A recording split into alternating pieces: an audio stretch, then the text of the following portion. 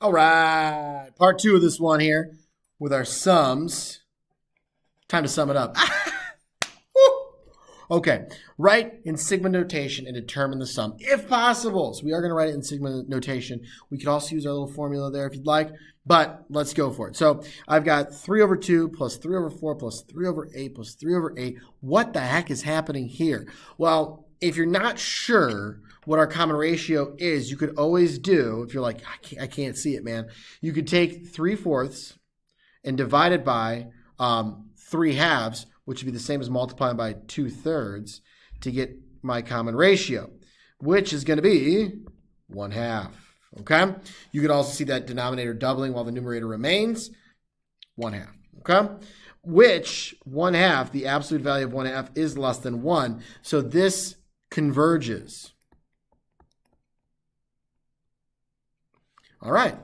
So we can write this in sigma notation.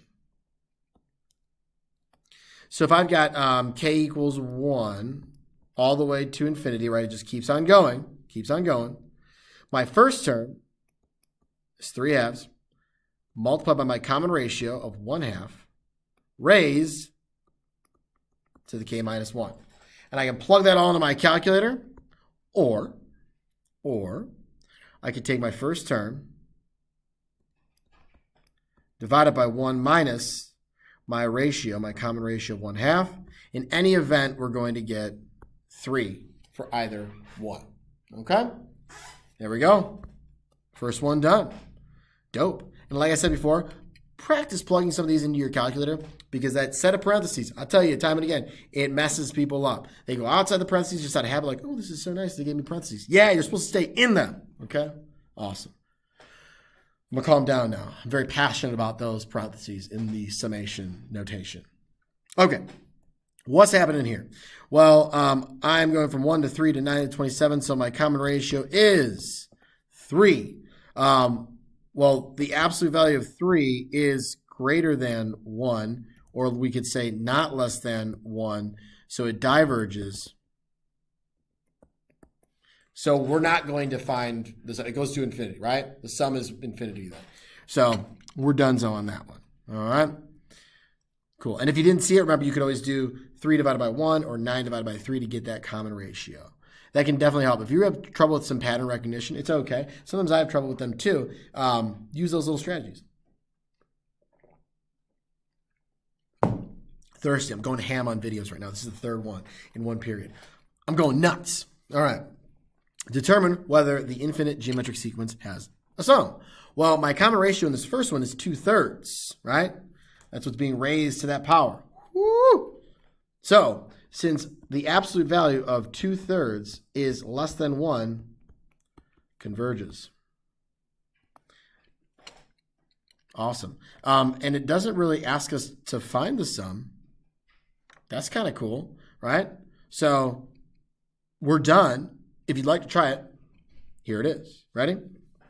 So I would have, let's see here, my first term, -3 divided by 1 minus 2/3.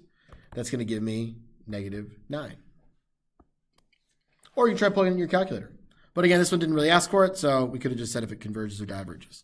Here, 5/3. I think you can already see it. Not less than 1. Diverges. Okay? So no sum, no sum, no sum. Lovely.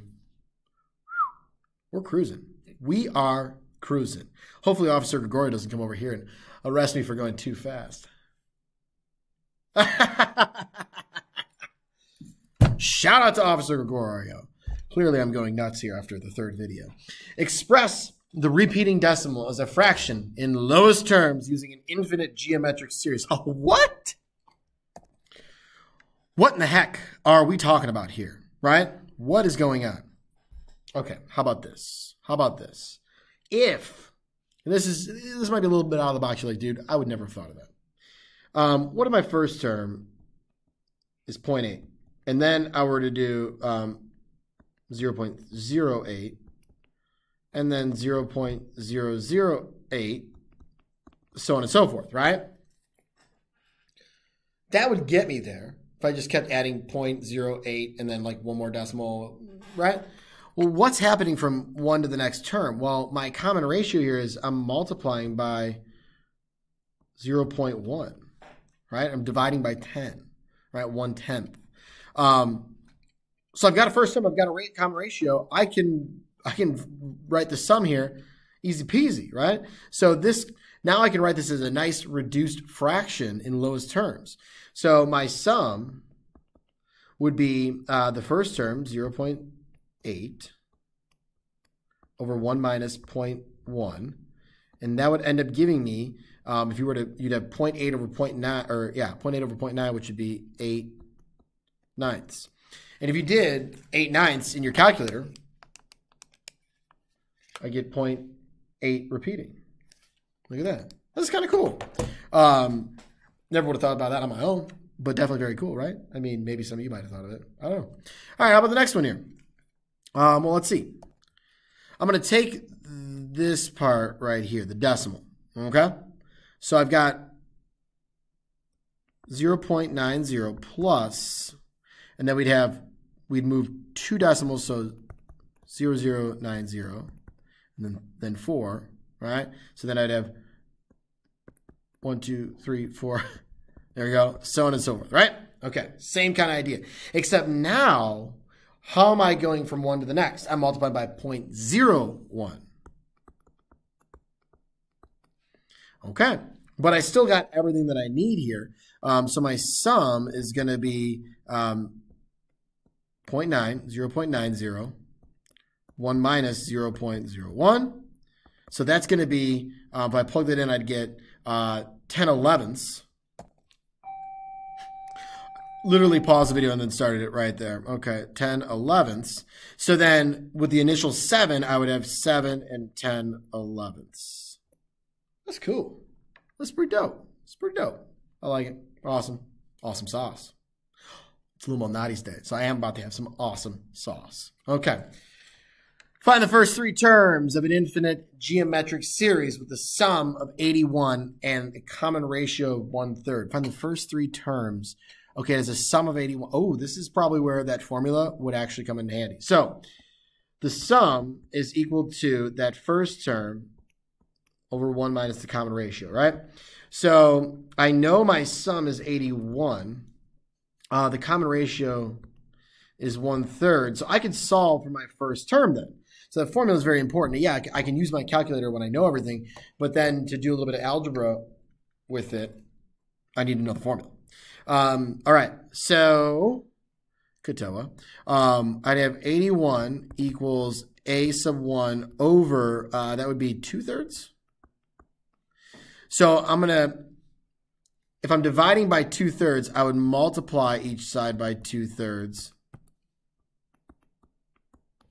to get it out of the denominator. Now, 81 divided by 3, that's 27 times 2 is 54, is equal to a sub 1, right? Okay. So that's my first term. Then I need, that's good. And then I need my next term. My common ratio is 1/3, so what's a third of that? So I'd have 54. Then a third of that is 18. Then a third of that is 6. And it just wants the first 3 terms. Done. Set up the formula, plug in what we know, solve for what we don't. Just some hefty algebra. Okay. Ooh. Well, these look rather interesting. All right, so this next one looks a little bit terrifying, yes? What is the value of x if the series x squared minus x cubed plus x to the 4th minus x to the 5th plus ... converges to x over 5? Now, when reading that, you might be like it goes to x over 5? No. The last term is not going to be x over 5. When it says it's that sum converges to x plus 5, meaning adding and subtract, putting all those together will give you x over 5. That's not one of the terms. That's the sum of that convergent series. Oh, so that's what the sum equals. So that means that I could say x over 5 is equal to x squared divided by 1 minus my common ratio. What's my common ratio? Well, if I go from x squared to negative x cubed, I'm multiplying by a negative x. And then if I do it again, I get to x to the 4th. So negative x. You could also go about it in the same way we've done other ones. I could do x to the fourth divided by negative x cubed. That's negative x when simplified, right? That's my common ratio. Cool. So, and you could have done that with any pair, just take the previous. All right, let's do some simplification. So I'm going to have x divided by 5 is equal to x squared over 1 plus x. And now, what could I do here? I guess we go ahead and cross multiply, right? So I'd have 5x squared equals x plus x squared. All right. And then it looks like I'm dealing with like a quadratic situation, right? So I'm going to set everything equal to 0 because that's what I've always done with quadratics, and it hasn't failed me yet. All right. So subtract the x squared to get 4x squared minus x. GCF situation. So if I take out an x, I'd be left with 4x minus 1 equals 0. So x equals 0, and then x equals, add 1, divide by 4, I get 1/4. Okay, cool. So x would equal 0 or 1/4. I love it. Cool. Nice. I guess when you look at 0, you're like 0, it's like 0, 0, 0. It's going to be 0, but 0 over 5 is still 0. So I guess, it works out, adds 0. 1/4, if you did that, it would end up working out to what, 1/20th? But it will work. Cool. All right. What must be true for a series to converge rather than diverge? Do we remember? The absolute value of r must be less than 1. All right. Absolute value of r must be less than 1 in order for it to converge rather than diverge. All right, next up we got the interval of convergence and the sum expressed in terms of x for that series. So 1 plus x squared plus x cubed plus so on and so forth. Now, to find an interval of convergence, we're saying between which value there will it converge, okay? So my common ratio has to be between -1 and 1, right? It has to, the absolute value of my common ratio has to be less than 1. So between -1 and 1. But what the heck is my common ratio here? Well, remember how we talked about you could take a term and then the previous one, divided by the previous one. So let's do that. R equals x divided by 1, so that would be x. And the same would hold true even if I did x squared divided by x, it's still going to be x, right? And we know that we want the absolute value of r to be less than 1. Okay, so if I know that r is x, in this case, because I've already solved that way, I'm going to take x and put it between 1 and -1.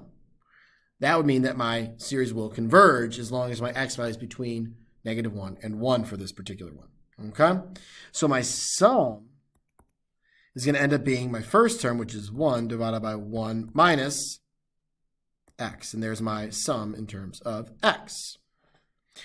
That one seems like, because x and r, it's the same, like, let's try with the next one here. Okay, I think something with a little bit different would help. So if I take x minus 2, so r is going to be x minus 2 divided by 1, right? Take the 1 and then, or take one of the terms and then divide it by its previous. Even if I did that with x minus 2 squared divided by x minus 2, I'd still get x minus 2. So I want that to be between -1 and 1 to make sure that that series converges.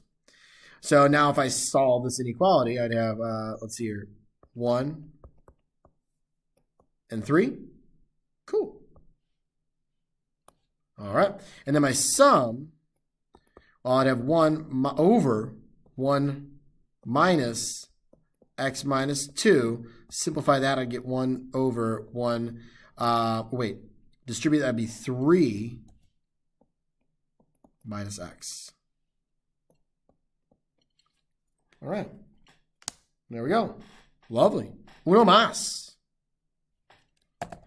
All right. So let's see here. An athlete is able to jump forever. However, every time she jumps, she gets a bit more tired, and every jump goes half as far as her prior jump. Now, for her first jump, she goes half of a foot. Then on her second jump, so she goes half a foot. On her second jump, she goes a quarter of a foot. And then the next one, she'll go an eighth, then a 16th, so on and so forth. How many jumps will it take for her to travel 1 foot? Well, if you remember when I pulled out the tape measure, I can't remember what video that was. But anyways, I think it was this one. We keep going, keep on cutting it in half, basically, and then it's just going to go blah, blah, blah, blah, forever and ever and ever. Well, hold up. Let's see here. If I did my sum of an infinite, because she can go forever, I'd have 1/2 divided by 1 minus, what are we going down? We're multiplying by 1/2 each time. Doesn't that equal 1/2 divided by 1/2? That's going to equal 1. So that means forever. Infinity. Woo! That was a weird. There we go. That's a little better. I like that a little better, right? It's gonna take her infinite amount of jumps to travel 1 foot. I guess we'll just have to wait. Okay, awesome. Hope you guys had a wonderful day. Enjoyed the video. America, freedom, rock and roll, Costco, Riverdog J in the Gram, and Yo Ro. Later.